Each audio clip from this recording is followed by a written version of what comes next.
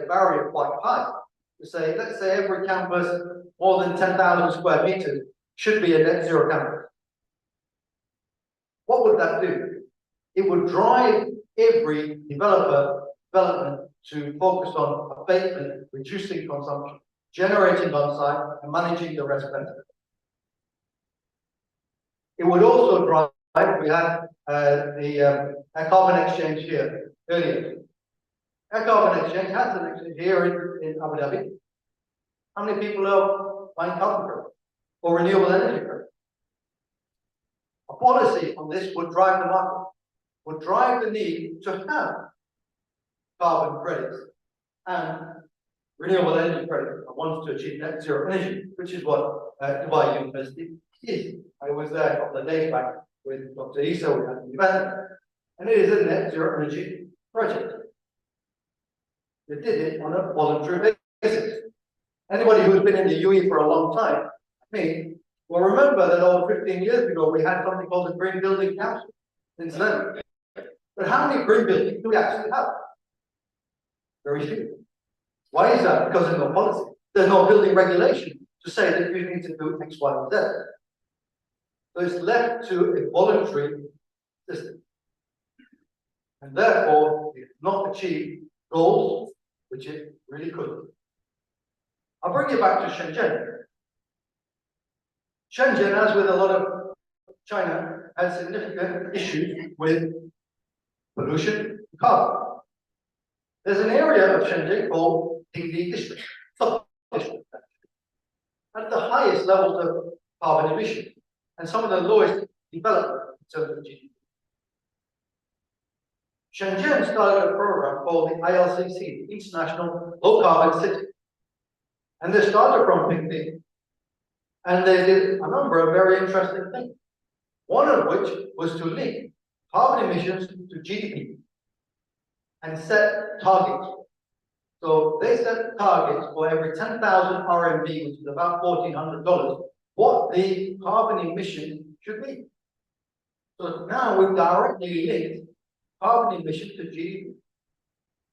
And to drive down this number, as we often say, you can't measure it, you can't manage it. A number of other programs are included in Shenzhen, including a number of green buildings, green space, and so on. To be able to bring these numbers down. And of course, Shenzhen has had 100% electric powered public transport for a long time. All the taxis, all the buses, 100% electric. Now we can have a discussion about whether that is where does the electric come from and what happens to the batteries afterwards. But what it certainly does do is improve the air quality. Without it. And then, of course, China has the largest installed base of electric, renewable electric in the world, hydro and solar. But when it comes to the campus, now we understand why the campus is key. And when we break it down to the campus, everybody can do something. It's every development, whether it's existing development, like Dubai University has existed in 2016, whether it's an existing development or a new development, targeted is above a certain size to be net zero. We can debate what that size should be, right? That's fair enough. Where to peg to start with, but it would definitely drive the need for renewable energy credits if you want to be net zero energy, and carbon credits if you want to be net zero carbon. As the balancing factor to the other efforts they can do in terms of reducing consumption and generating on site. Now, to our calculations based on numbers from the ITU, if we look across three domains of the energy consumption from technology, between 2020 and 2030, the energy consumption for devices globally will drop. But the energy consumption for telecom carrier networks will increase, and for enterprise and data networks will nearly double. Regardless of planning in for the additional efficiency.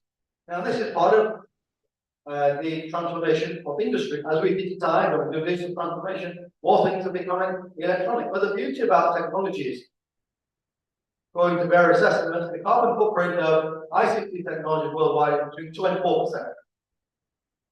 That's more than the airline. However, again, according to numbers from the Global Enabling Sustainability Initiative, yes, technology can offset up to 20% of carbon footprint. Okay, by having online meetings, traveling, and various other methods, improving efficiency throughout every industry. And this would go into scope 4, a offsetting, which is an area being looked at beyond scope 3. So let's look at how do we define the net zero carbon. So we break it down into 3 chunks, basically. One is net zero energy, which is the lower energy group from that. Net zero carbon and net zero, which of course means capture technology that we need to do. So the lowest hanging or the easiest one to do out of those is net zero energy, what like university, right? Now, we break down net zero energy into 3 components, which is abatement, reducing consumption, generating on-site, and managing better. So why is Huawei looking at this so with such eagerness?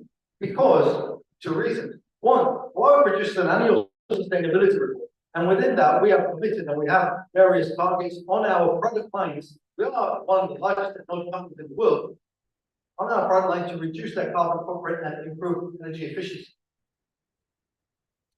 2, we have a responsibility in the countries where we operate to deliver, on the one hand, high quality infrastructure, whilst reducing our own carbon footprint and energy consumption.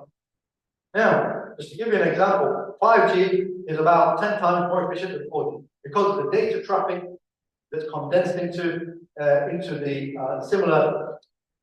I don't want to get into the details, but there's certain technologies developed which allow you to transfer more data for the same amount of data, right? And to measure that, there was work started a couple of years back in the ITU to develop a standard called the Network Carbon Intensity Energy Indicator, or the NCIE. So about that a little bit more shortly, but it was announced at COP27 last year. So that gives us the focus on doing this. But the second thing is that besides the carrier networks, where Huawei is the #1 in the world, but also on fixed networks, we brought that into the enterprise level, i.e. into the campus. We actually hold the world record for the power utilization efficiency for data centers on an annualized basis in Beijing. And on the generation side, surprising for many people, Huawei is the largest provider of solar inverters in the world. We've been in this business for a long time. And we're using AI in those products to deliver greater efficiency. And what does that mean? If I have a 10,000 square meter rooftop, I can generate even 1% or 2% more energy from the same space, that's offsetting 1 or 2% of my energy consumption. So having greater efficiency for output from the same square space, if you're doing utility scale and you have lots of land, maybe not too much of a problem, have a bit more land. But if you're on a fixed rooftop on campus, it makes a big difference. You can generate more on site.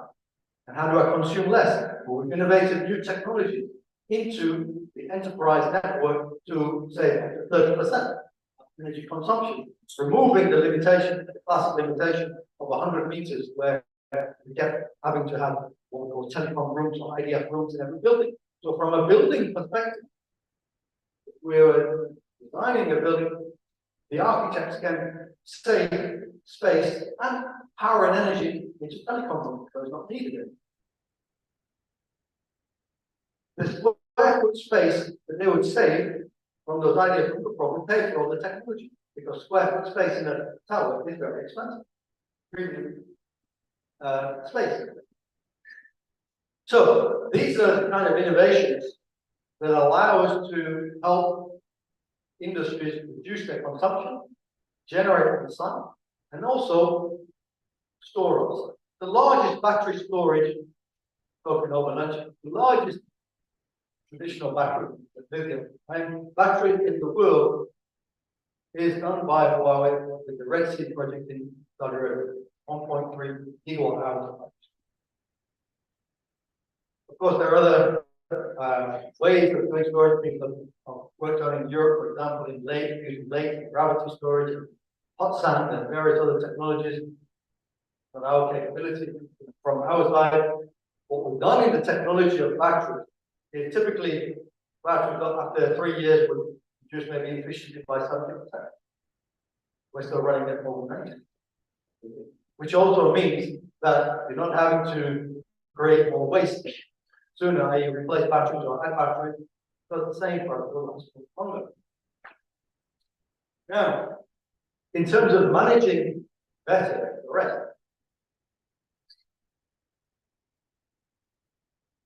having awareness of what is our consumption, what is our carbon footprint, allows us to be able to manage them. I'll show you what we mean by that shortly. Now, that gets us to net zero energy. On the carbon side, net zero carbon, there are many partners that we work with who have current platforms in terms of carbon reporting and measurement. From the CDP or Carbon Disclosure Program, wire ranks A minus, self of that, and the net zero capital, which means that we do include carbon capture. But even at the first step, let's try and get to net zero energy. Besides the campus of Dubai University, there are a couple of other notable projects in the UAE, one of which is Masdar City in Abu Dhabi. Masdar City announced their new project called MC Squared or Masdar City 2 as a net zero energy campus. Earlier this year, we launched a white paper. I'll share the QR code to any sites at the end. On the white paper for creating net zero campus and delivering localized sustainability. So, I mentioned about the ability to measure and then manage the Network Carbon Intensity Index, which was announced at COP27. I'm pleased to say that we are implementing that into our enterprise networks and is available, will be available for our customers in the very near future, actually in the next release. And what it does is we'll provide visibility into the network energy consumption and carbon in terms of carbon footprint and the calculation of the carbon intensity index as well. And this will be in real time. Not only that, is that we'll also provide various other capabilities of managing that. For example, besides the fact that we re-architect from a 3-tier to a 2-tier architecture, remove all number of equipment that traditionally is required, you all want to use the internet, we simplify all of that architecture. Not only that, is that when it comes to the Wi-Fi networks and so on, we'll also allow or provide for policies to power down or ultra power down equipment, and also automatically bring back up networks based on the density of people in the environment. So these are the capabilities that we are implementing. So we've gone from, in a very rapid time, from something happening in a standard organization like the ITU into industry implementation within a year, approximately. And what that will do is enable, whilst there's not any policy in every country, and certainly something that we advocate for, and it's what we're talking about today, is policy as well, certainly advocate for policy because it will drive everyone to focus and think about these things, and therefore, every step that you make, you'll be looking at what is the carbon cost. And once this becomes the focus of people's buying decisions and their implementation decisions, then it will also drive industry further.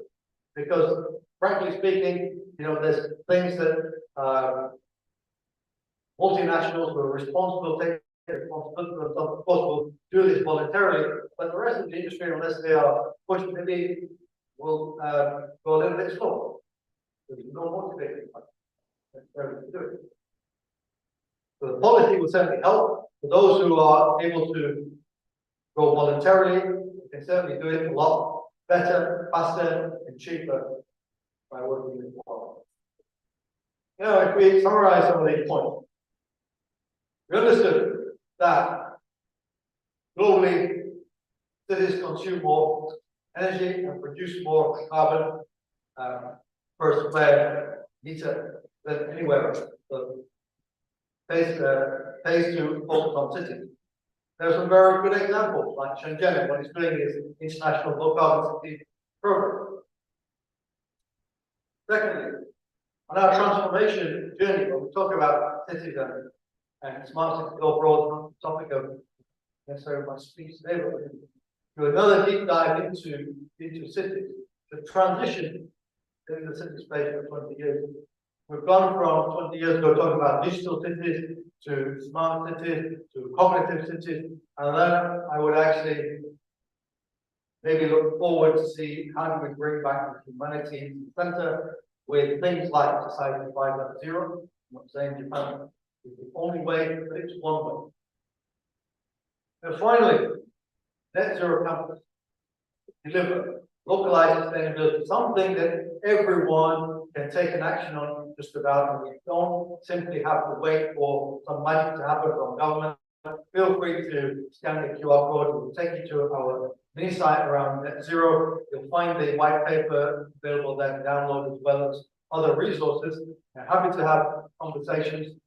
We believe that we can help every campus achieve their targets net zero faster. Happy to take any questions if we have a couple of minutes for questions before I wrap up. Thank you very much. Congratulations for the presentation, it was excellent. I have a personal question about the how to reduce the consumption of the people. In the early days, my early phones, we could change the battery without making no harm to the phone. My last two phones had to throw away the phone because the battery was glued into the circuit board, and it was almost impossible to change the battery. And also about the power charger. I have at home maybe 7 power chargers different. No one is compatible with the other one. So I would love to know if is there any regulation, any standard to get to reduce the consumption by returning to the old types of battery replacement and power standard. Do you mind me asking from where are you in the world? South America. Okay. If you're from Europe, you already know the answer to that. So, firstly, 2 things happening in Europe. One is there's a regulation for standardizing charges, right? And secondly, I believe I saw something very recently where they're bringing back renewable batteries into phones for Europe. However, I'd also say that I recently replaced the battery on my phone.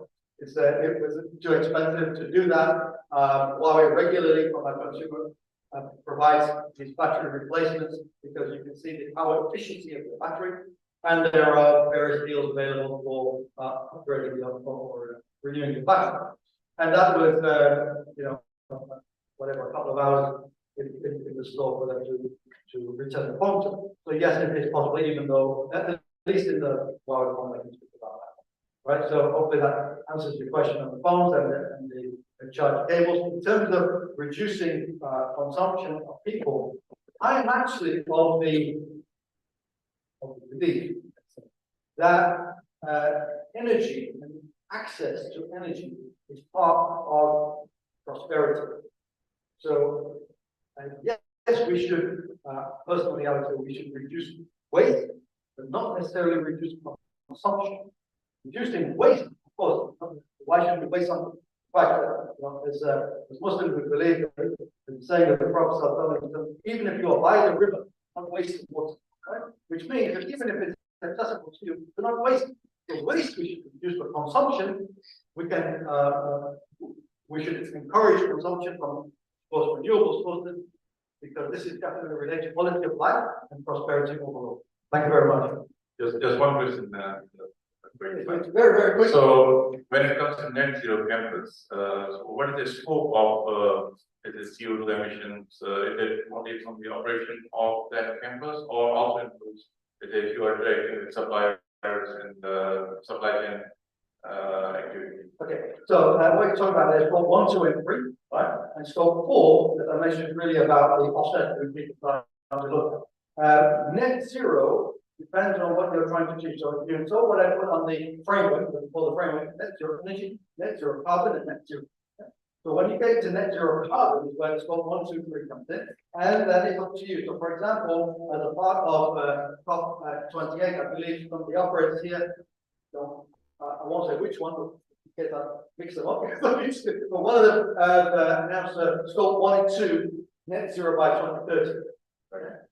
So of course that's for each, and we know scope 3 is the most complicated and most difficult to address. But what it means is, even if we start with net zero energy, we are on the journey with awareness. Firstly, and secondly, doing something about it. Getting to net zero energy is the lower hanging fruit, and of course, net zero carbon. That's why I believe if we had policies in place to help even to get to net zero energy, that would be helpful. It would also drive the market for renewable energy projects. Thank you very much. Thank you, Mr. Nazar.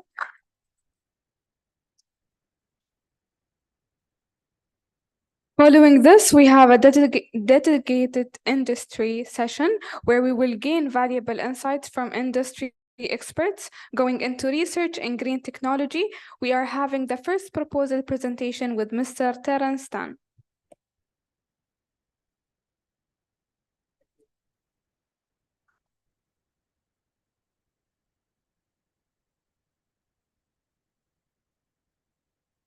Good afternoon, everybody. Thank you for the privilege to be present here this afternoon. Thank you to IEEE TAPS for as organizer for this event. And thanks Professor Park as well for extending the invitation. Right, and I'm really deeply honored to present electrical and electronic engineers. When I was applying for my bachelor's degree in university, I had a choice, and I was thinking of applying to become an electrical engineer like you all, but I realized that I may not have cut out for it. All the smarter students took up what we call EE, the electrical and electronics course, and I felt that I probably might not make it. So I went for an easier one, so I became a chemical engineer instead. So as I said, deeply honored to be in the presence of all of you. All right, so I'm Terence Tan, as mentioned. I'm director for carbon management at GCNS, and I'm here because I happened to was just at COP28 for the past 4 days or so, and it was a really I would say life-changing, but really enlightening experience for me. Okay. I'm here to share with you about the low carbon exchange program and Singapore. I'll tell you more about it. Although it's a Singapore program, I think it's really good to be able to share with the international audience, because we feel that some of the learnings that we've had from this piloting this program, you want to call it, or rolling out this program, may have some learnings for all of you or various other countries as well. Okay, first about UN Global Compact. We are one of the UN organizations, our more famous sister organizations like UNICEF was mentioned, or UNESCO, I think was mentioned earlier, right? And so we have our own Assistant Secretary General, and the role and purpose of UNGC is to promote corporate sustainability. So our target group is really companies, operations, rather than individuals. For example, we don't do advocacy and consumer type of advocacy, nor do we try to advocate with governments, for example. Our role is to help companies get started, stay on, and to achieve their sustainability goals for the benefit of the world, right? So it is a member-based organization, and currently we have networks all over the world, including Dubai as well. Okay, so now on to the low carbon exchange program. Okay, so this program was actually developed not in isolation by ourselves, but was actually done in collaboration with two key agencies in Singapore, NEA, okay, you see the logo there, the NEA, does it work? The NEA and Enterprise Singapore. NEA is our fiscal environment ministry.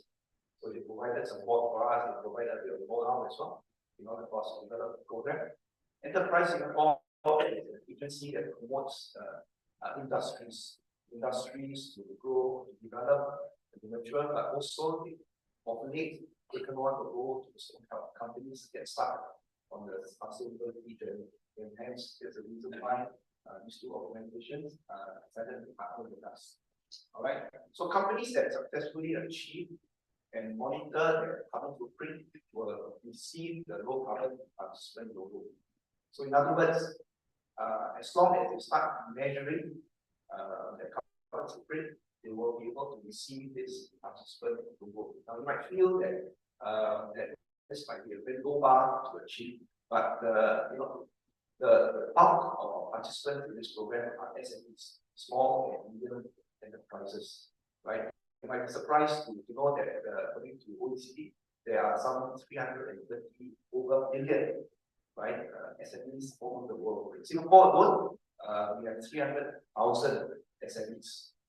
The SMEs employ 50% of staff in anywhere in the world. They contribute around 50% of GDP, but they also contribute around 50% of business emissions, business greenhouse gas emissions, right? However, OECD estimates that only about 10% of companies or SMEs have actually started measuring their carbon footprint. So for companies that participate in the logo, as I said, right, although it seems like a low bar, but actually by doing so alone, they are making the top 10% of companies or SMEs around the world. Okay, right. So what are the two pillars of our low carbon exchange program? The first one is workshops, right? So and that's where I met Professor Park at one of our covered workshops, and this is where we train and we upskill representatives from SMEs in order to gain knowledge and soft skills in carbon printing and carbon reduction. The other pillar is a simple calculator, all right?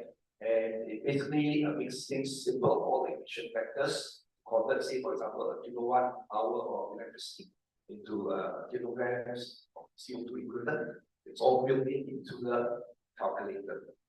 Okay, and so with this tool, right, we encourage companies to be able to get started. Because when you talk to the SME, typically, if you ask them why do you get started on, or why can't you get started on measuring and reducing your carbon footprint, they will typically say two things.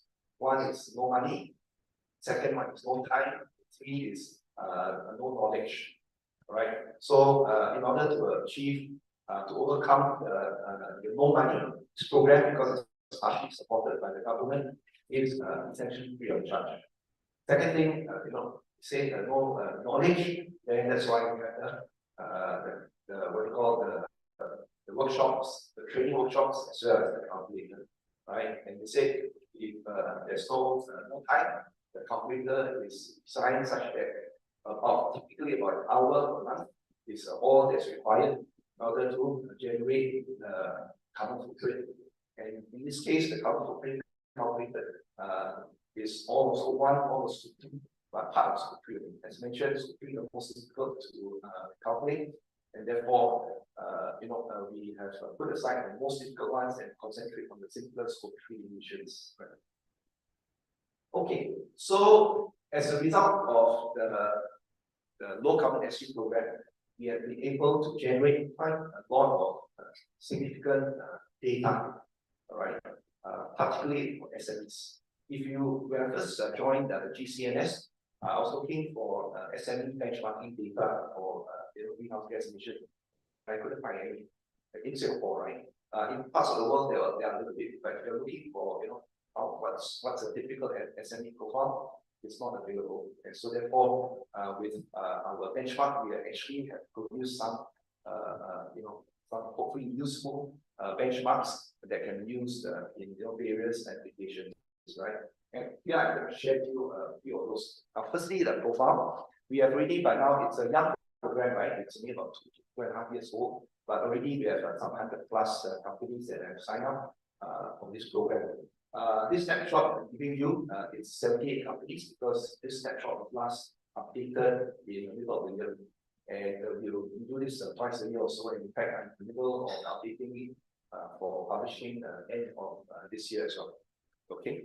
And what you can see is that our profile of companies are mainly so-called normal SMEs, but we also have a few MNCs that participate in the program, and we also have a few micro SMEs.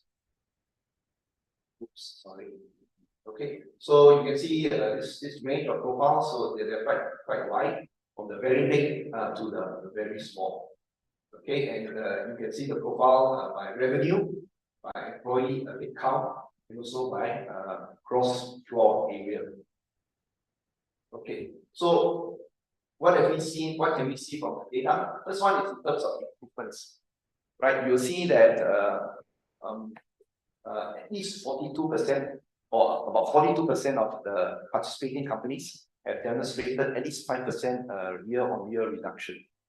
Okay, and that's in order to avoid the element of so-called chance improvement.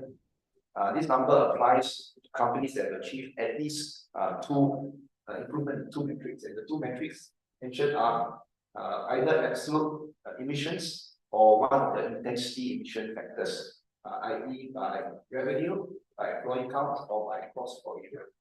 All right. Unfortunately, there are a few companies that did not actually improve in any area. But fortunately, they are not that big, about 18% only. So in other words, it shows that SMEs can improve, right? And these are numbers that we share back with them to encourage them. 4 out of 5 companies that participate show some improvement of some sort. Therefore, it's easy for you to give the job case. And this is some of the things that we do to encourage them to get started. What else can we see from this data? All right. So, for example, you can see that we plot the emissions by size of company, right? From large companies to SMEs and to micro SMEs. You see that, for example, SMEs typically generate the largest, okay, by all measures, whether it's by revenue, by employee, or by cost per area. Typically, SMEs generate the highest. Partly, I think, because unlike the large companies, they don't have the economies of scale, right?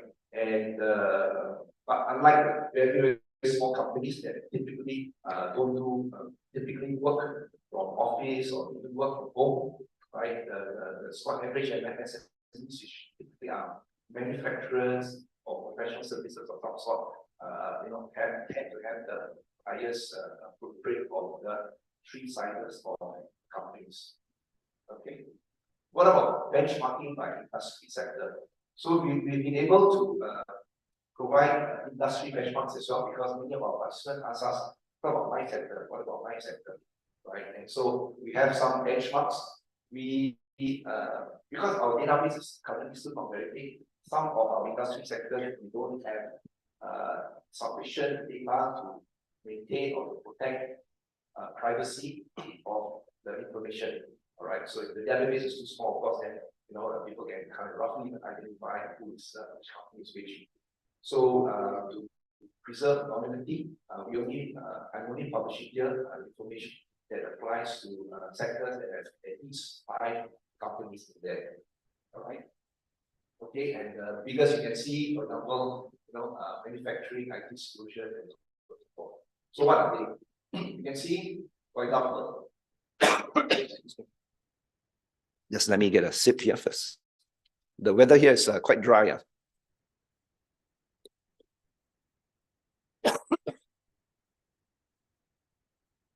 You can see that, for example, let's see by revenue, that there are roughly 2 types of companies.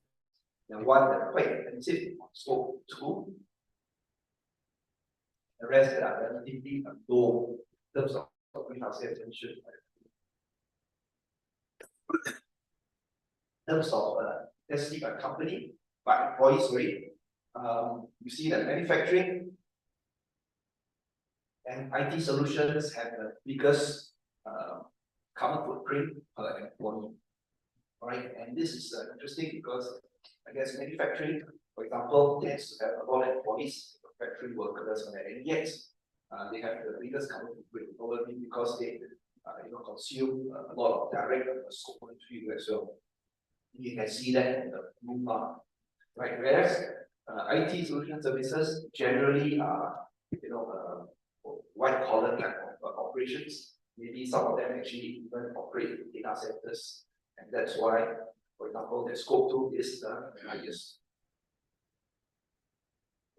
In terms of gross floor area, right, you can see that many of these are quite what we call intensive from an operations point of view, and therefore they do generate quite a bit, even like gross floor area. Okay. There are other things that we can derive useful insights from search.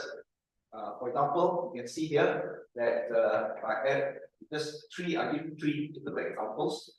Average employee commute by kilometer per passenger, right, per employee, for example. You notice that the micro SMEs tend to have the biggest commute footprint, right, per employee, for example. And they also tend to have most by car, right, and to some extent by MRT or metro system in Singapore.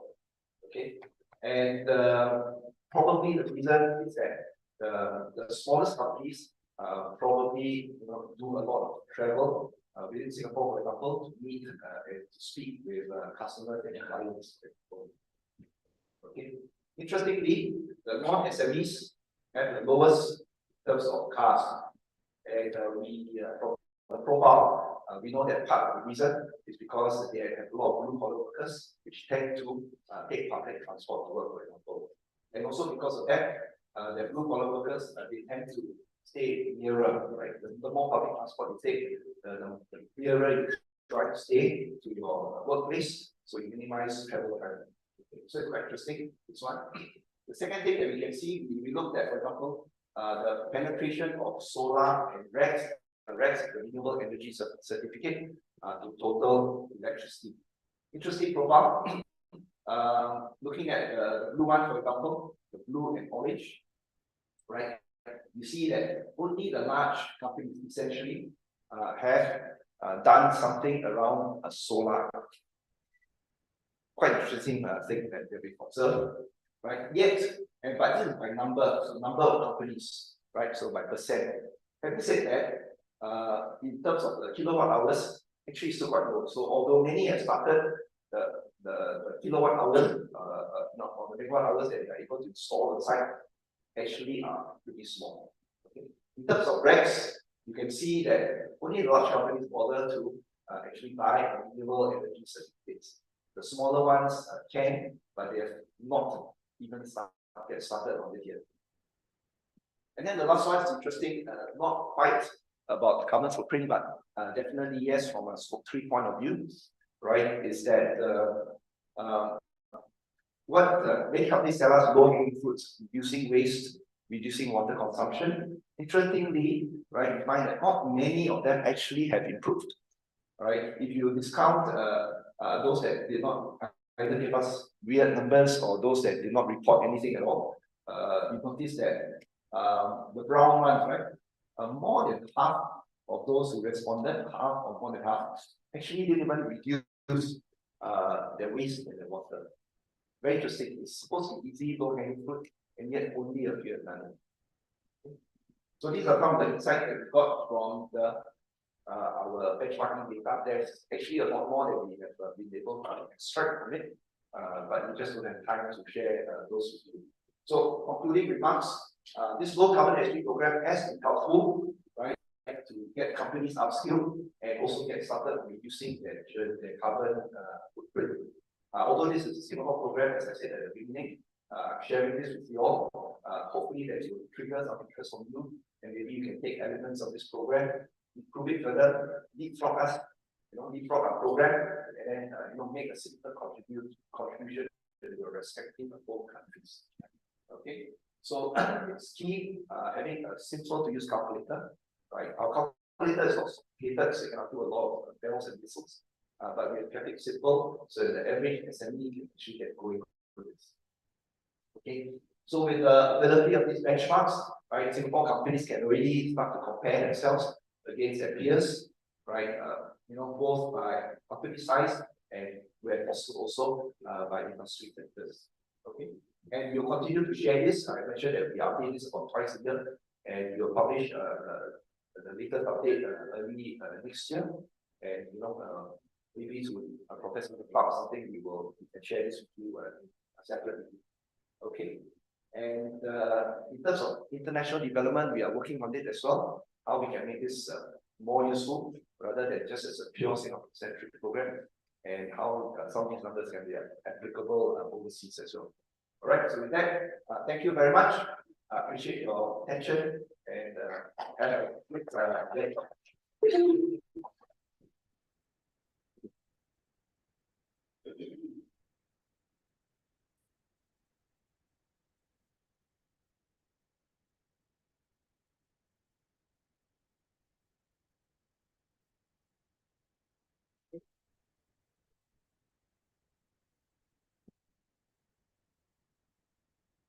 Thank you, Dr. Thank you, Mr. Terenas. Can we have, please, a group photo?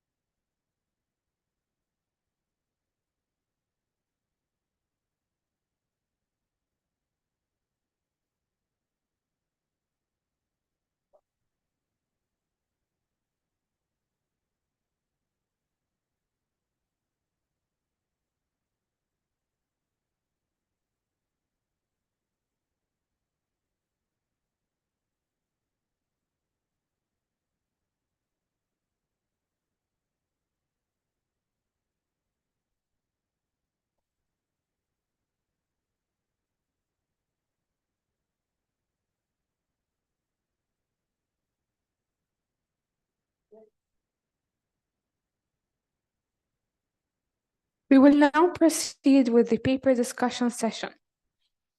Technical session 1, academic paper presentation. The first speaker will be Dr. Hanan, Dr. Dalila, Dr. Andre, Dr. Salman.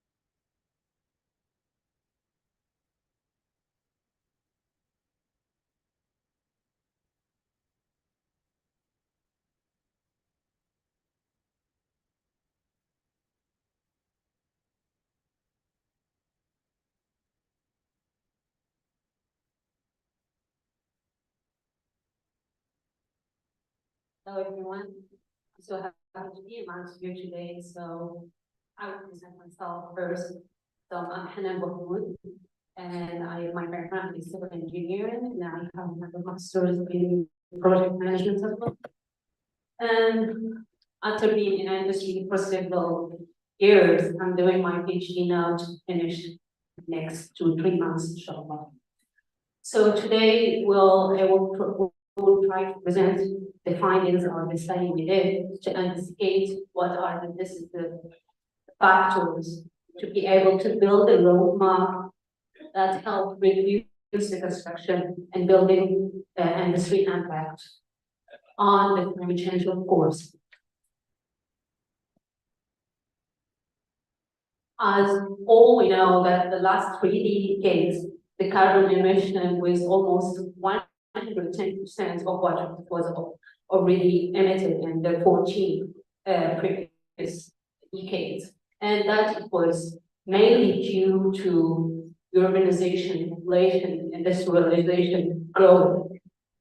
So among those emissions, 8 industrial countries are responsible for almost 63% of this global emission. Among those, we have US, China, UK, India, France, and others. So actually, it has been fixed at 1.5 degrees Celsius. It should be the goal by 2030 in COP21. But according to the studies, if we keep doing the same practices we're having today, we'll reach 3.1 degrees Celsius by 20%, which is huge, because every 0.1 degrees Celsius can cause tremendous disasters in terms of nature. So for the construction and building industry, it's one of the most impactful industries in the world, since it's produced almost 30 to 39% of the global carbon emissions. Due to what? Due to 40% of energy consumption, 40% of raw materials used, also up to 50% of the solid waste that is landfilled everywhere. And 16% of the global water use, which is, as I said before, to 30 to 39 of global carbon emission. Nowadays, construction and building industry emits 1 gigaton carbon equivalent per year, which is expected to increase by 50% if we keep doing the same practices now. But if we try to move toward more sustainable practices, we can reduce that in less than 10 years by 25%. Several studies show that green buildings versus conventional buildings that we have today can help reduce up to 35% of carbon emission. I'm talking like individual buildings basis. So here, because it helps reduce energy, water, drinking water, and mostly construction and pollution waste. So to be able to understand how we can reach that goal, so we did a study to show both scholars and practitioners how we can do that smoothly, and what are the main decisive factors that can we can focus on to be able to do that properly.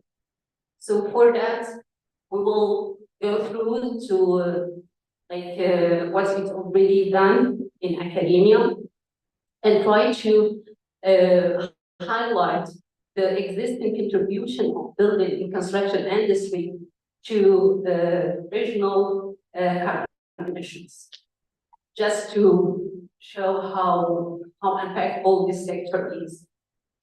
Then we will try to understand the breakdown of the building carbon emission life cycle and how we calculate that properly. And also we'll give some statistics or metrics about that to show the impact of that. And since the construction within carbon is the most, let's say, it's most complicated to calculate and to estimate, we're focusing on that in this research as well, and then conclusion recommendation. So for that, what we did, we used Prisma approach, where we based on 3 databases of this Web of Science as structured databases, and also we use Google Scholar that is the structured database, but it's still cover more or wider papers or publication.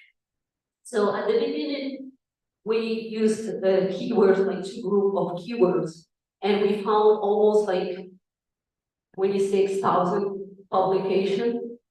But to be able to reduce this number and find relevant papers, what we did, we set up some filters like language to be focused on English, and suitability, like some papers are related to medicine or something, just remove them, and the quality assurance, we focused on peer-reviewed papers, either conference papers or journal papers, to have almost like 8,000 papers at the end.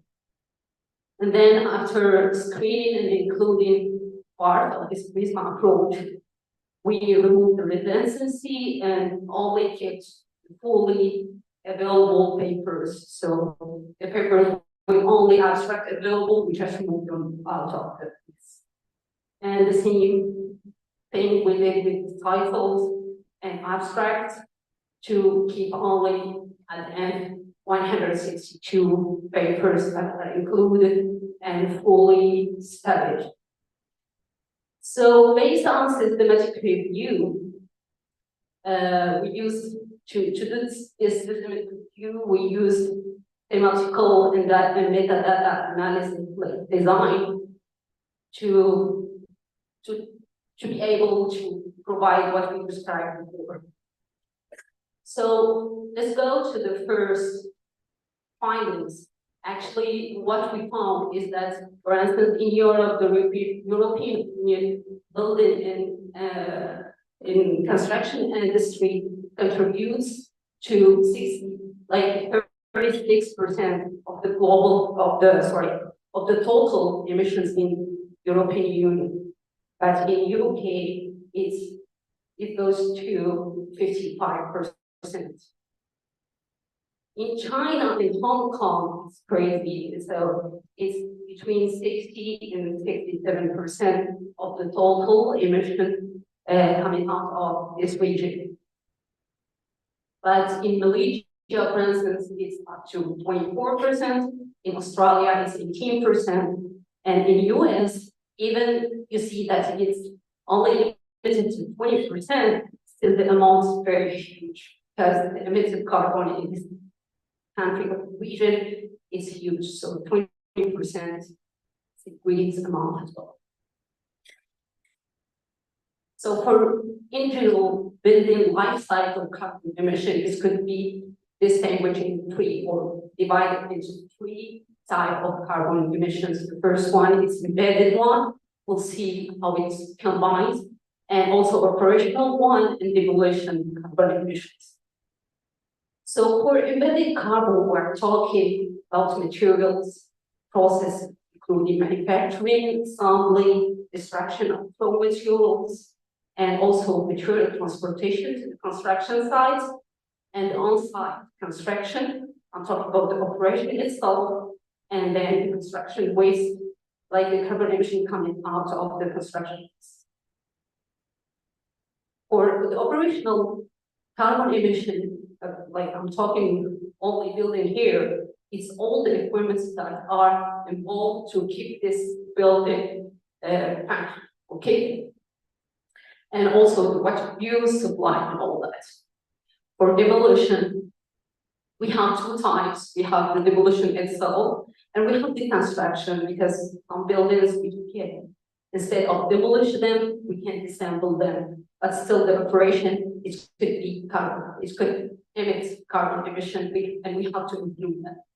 And also waste coming out of this operation. So to distinguish the type of emitted carbon, we have 2 types. The first is the carbon emission coming out of the energy consumption. And there are also the carbon emission coming out of let's say, chemical reactions that are due either to the processing itself or due to the waste disposal. Okay. And to facilitate calculating that and to convert those amounts or those data to carbon emission, there are a lot of countries or a lot of regions who developed, let's say, databases, or we call them like coefficient of carbon emission, and we just take the amount of the consumed energy, for instance, and multiply that by this coefficient, we get the emitted carbon automatically. We have a lot of, here we provided some examples of the most used databases. And there are some databases that include both, like the carbon emission coming out of the electricity consumption, and others coming out of chemical reaction as well. But there are some who include only the carbon emission coming out of electricity, but not energy in general, it's only electricity. So here in the paper, you will find a lot of ways to calculate the carbon emission coming out of that based on this principle, and it depends on what we want to include in this carbon emission amount and what the detail we want to go to, okay? So here there are some, and it includes all kinds of estimation you want to do. So either the whole building life cycle carbon emissions, or just a component, or just like stage, okay? So for the building life cycle carbon emission, as we said before, it's a whole amount and depends on the details that were included. But still, they are so related to 5 main factors. So the first one is the building purpose, what we are building this construction for. For instance, if we are talking about residential hall, we will find that you see, like according to the purpose of the building purpose, so the footprint is so different. It's not the same at all. So, and also the distribution of this amount according to the emitted carbon type is so different. So for instance, for residential one, we can go up to 35% for emitted carbon and up to 99% for operational carbon. In general, generally speaking, for demolition carbon emission is calculated as a 10% of emitted carbon. This is just like an easy way to calculate that, but there are specific calculations to do that, like in details. For instance, and also for hospitals, we can go up to 8% for emitted carbon, but 91% for operational carbon.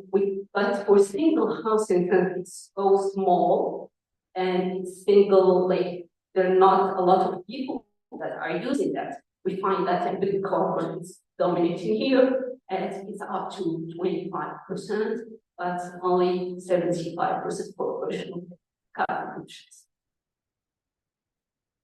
The second factor is the building design and the construction and methods. So how we build this construction and how we design it. And so the height depends on the area we're building on, it depends on different things. So here, for instance, this is just an example. So if we're adopting reinforced concrete structure, we'll find that the emitted carbon can be up to 27%, and minimum at 1.2%, okay? But for original one, it goes between 72 and 99%. But if we're using mass-free concrete for the structure, it's so different.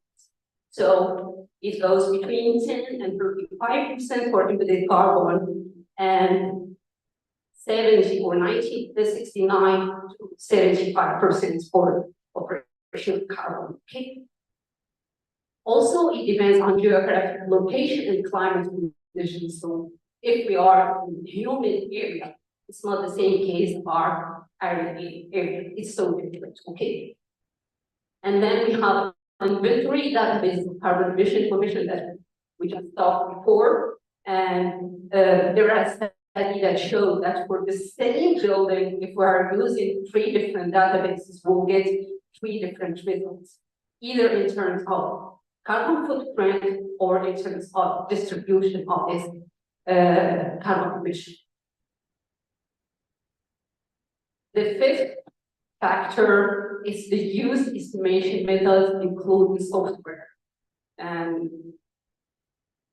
then we have the embedded carbon, and here, how it's distributed, if we consider only the 3 first components, we'll find that materials processed in it are like the most impactful aspect in that. So it goes between 90 and 98%, 99% total emitted of carbon emissions.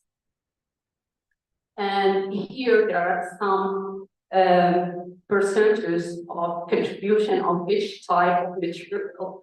And we find that can create, in general, the structure and shell of the buildings are the most impactful or the most contributing aspect. And it goes, like, it could like go more to 90%. And you know, the percentage we have here, you will see sometimes there are big difference because it depends on the structure we are using.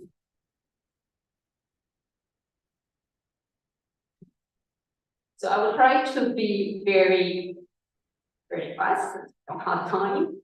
So the conclusion we have, but I will try to sum what we did. We said just before. So we said mainland China and Hong Kong are the most. They have building and construction industry have like the most impactful carbon emission on the original carbon emission. And I will go through that to go to how we can help reducing that in 2 seconds. So you will find like exhaustive, but more elaborated list on the paper, but here I'm summarizing that to 3. So the first one is to create the right environment to lessen this impact. And when we are talking right environment, we're talking about the governmental incentives, the regulation, training, and the awareness, like raising the awareness of the stakeholders in this industry. The second one is to adopt smart and digital approaches, like, for instance, like building information modeling and Internet of Things proved a huge help to reduce this impact. And the third one is use lean management or lean construction in general, like 3D printing, like 4D planning, like some approaches of management, and I don't know, prefabrication, there are a lot. So this is like the main aspects. And then if you have any question, welcome. Thank you.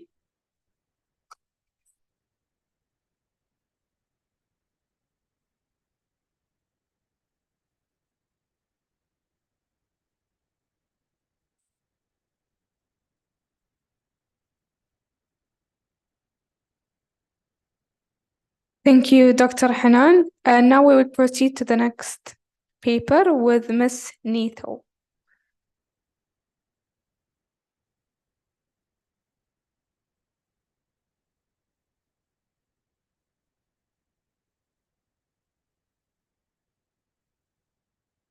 Good afternoon. Is it audible? Hello? Is mic on? Hello. Good afternoon, everybody.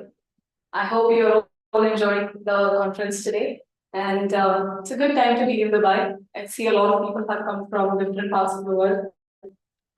Anyway, so today I'll be talking about building our future. It's based on my research on carbon budgeting, and it's based on the UAE residential sector.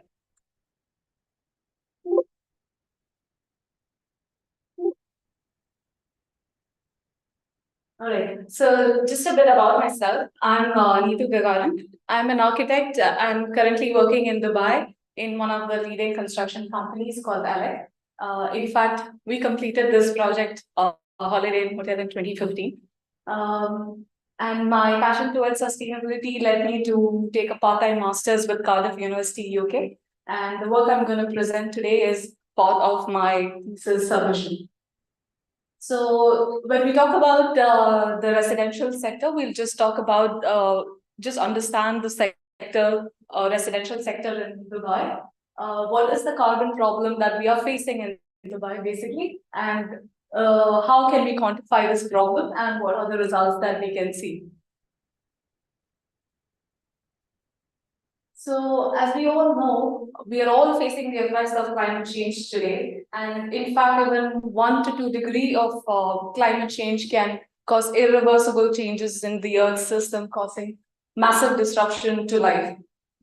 And why does all of this happen? So all of this happens because of the way we consume energy, the way we use transportation, basically an unbalanced and unchecked lifestyle that we have. And this is particularly important in regions such as UAE, in the Middle East, because it is one of the most hostile places to live. If you look at the extreme weather that is out, the temperatures are quite high, and the evaporation, lack of precipitation, all of this is very unique to this region. And all of this just simply means that we are increasing the amount of consumption that we need to reduce the building's AC and to maintain comfort levels within the building itself. So within the UAE, the study focuses on Dubai. In Dubai, which is currently the most populated emirate within the UAE, it consumes about 30% of the residential sector, consumes about 30% of the entire consumption in Dubai. And this is projected to grow at about 20% by 2030. And in 2020, we have about 185 million square meters of residential area in Dubai. Now, in terms of consumption, the sector is inefficient in performance because the building regulations here were introduced only in 2003. We then have building regulations introduced in 2010, and which is the Dubai Green Building Regulations, and then we have the Al Safad regulations as well. Another interesting feature about the sector here is that the per capita consumption of energy is quite high. And this is obviously due to the extreme weather, the low energy prices, the rapid economic growth, and the high standard of living which is prevalent in Dubai. Also, there's a lot of reliance on fossil fuels for production of electricity currently, and therefore the carbon intensity of the energy electricity production is quite high. So these are the main features which is adding to the carbon problem in the sector. So I decided to do a quick comparison between 3 countries of the world, which is the European Union country, France, Saudi, and UAE. So in terms of the energy efficiency and building regulations, France has a quite stringent regulations. Saudi have some regulations, and UAE too have. And this is the kind of parameters that a building has to comply with. And that's how the standings look like. In terms of carbon emissions by 2030, France has a building level target for each year.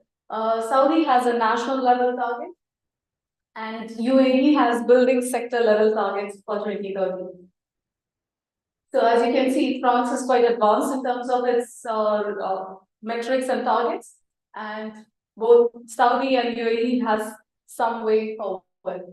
In terms of the renewable share in the electricity mix, we have France, which targets 33% by 2030, and Saudi, which targets 50%, and UAE at 51% by 2030.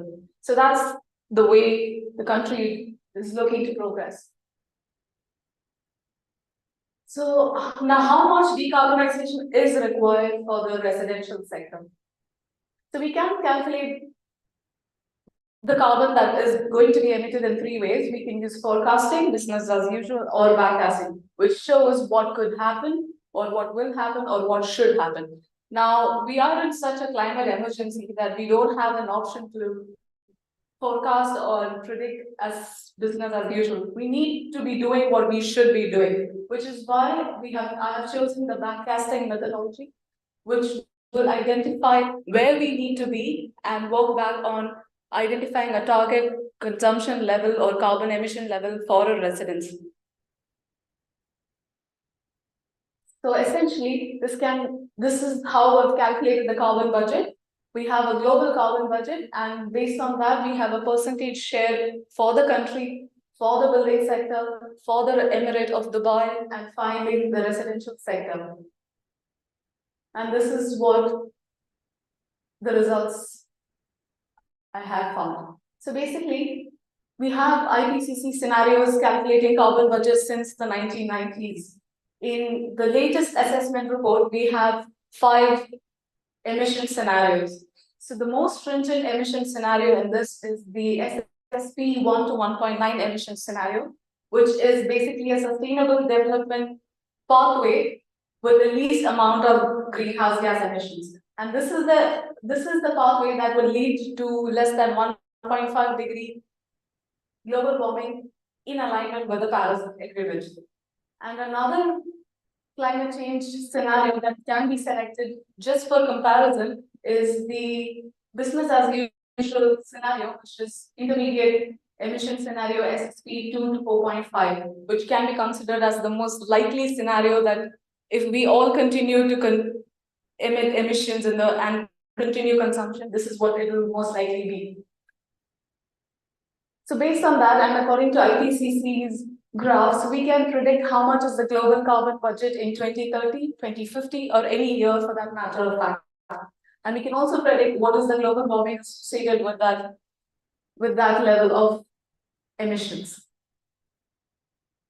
So basically, the SSP 1 to 1.9 requires that by 2030, we should have a global carbon budget of roughly 24 billion tons of CO2 per year. And by 2050, on the most stringent pathway, we should be at 5 billion tons of CO2 per year. Now with that, and with the UAE's carbon budget as 0.6 of the global, and the building sectors at 15% of the countries, and the residential sector being 30% of Dubai building, the carbon budget for the residential sector by 2030 is around 3.6 million tons of CO2. And this can be calculated for any sector, for any location. Based on that, the carbon use intensity based on the area of the country, the area of the residential sector in the country, we can calculate the carbon use intensity for that particular sector. So the carbon use intensity along the most stringent pathway in UAE would be at 19.24 kilograms of CO2 per meter square per year. And by 2050, we should be at 2.4 kilograms per meter square per year. Now, this decreasing trend will only be seen in the most stringent pathway because we are expecting the emissions to be reduced. And looking at what the current consumption is going to take us to. So basically looking at the current trends between 2019, 2030, 2020, by 2030, we will be at 22,000 gigawatt hours of electricity. Now from electricity to convert into the amount of carbon that is going to be emitted, we can expect that the power grid is going to decarbonize or the power grid cannot decarbonize as per the plans. So based on both these calculations of assumed decarbonization of the power sector and without the decarbonization of the power sector, we have arrived at 2 forecasted consumption levels. So that is at 6.2 million tons of CO2 if there is power sector decarbonization and at 12.6 million tons of CO2 if there is no decarbonization. And now what does these two values mean? When looking at the forecasted and the backcasted results, we can see that the forecast in both situations, with the decarbonization of the power grid and without the decarbonization, it is exceeding the carbon budget, and it is exceeding all the three carbon budgets. The carbon budget as per the most likely scenario, the NDC's target, which is the national declared target of the country, and also the most stringent scenario, which means that if we continue to consume the way we do, we're not going to achieve the 1.5 degrees Celsius Paris Agreement. And this is only from the residential sector. And in short, to achieve the NDC target, which is the nationally declared target to the UN, we need to reduce the sector emissions by 57%. And if there is no decarbonization of the power grid, this percentage could increase up to 79%. And in terms of in alignment with the SSP most stringent scenario, we need to reduce by 66% if there's power grid decarbonization and 83% if there's no power grid decarbonization. Now, with all these figures, what can we actually do? So as I mentioned earlier, the building regulations have to be made more stringent. The retrofits have to be done to reduce the energy consumption of the current buildings. Specifically, the areas where the codes are not very stringent have to be made more stringent, and you need to have targets on a yearly basis, like the countries in the Europe, where you have a yearly target and countries are being monitored and measured accordingly. So that brings me to the end of my presentation, and I hope we are able to make some transformation in the way we do things. And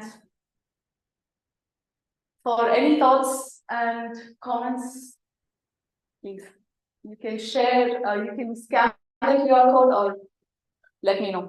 Thank you.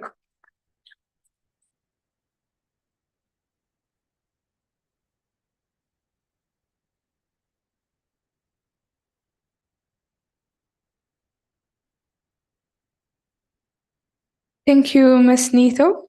And now we'll proceed to the third paper with Mr. Diego.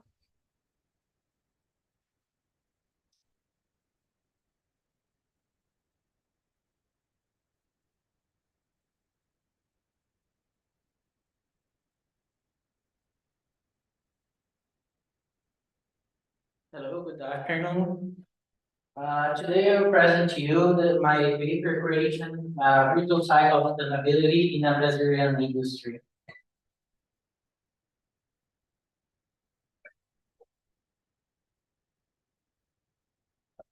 In the introduction, you'll see about of energy in Brazilian industrial sector, the sustainable development, and the Brazilian educational panorama.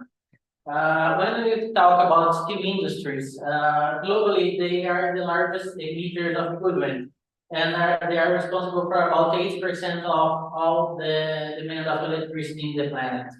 Also, we have the International Energy Agency that says that in Brazil, the industrial sector produces more than 79,000 kilotons of CO2 just in 2020. And between 1990 and 2020, there was a 68% of increase on the amount of pollutants produced by the industrial sector in Brazil. Also, we can see that the electricity has become increasingly more and more each year on the industrial sector in Brazil. It's getting more and more space in the total use of energy in the country. When we talk about sustainable development, we have the IPCC that said that the importance of actions against the climate change, and also the objectives of sustainable development that show us the importance of the energy efficiency policies. When we talk about the paradox, we have the energy paradox, that is the absence of actions against the scenario of energy efficiency, caused by educational or behavior barriers. Also in energy efficiency, it's possible, feasible, and encouraged to associate it with technical, social, and environmental actions. The structure barrier that I said is caused by the limits of the implementation by the governmental barriers, legislations, norms of the corporations, and the behavior barriers reflects the individual knowledge. It reflects how the people, the background of the people that limits this person to take the right decision in the field of the energy efficiency.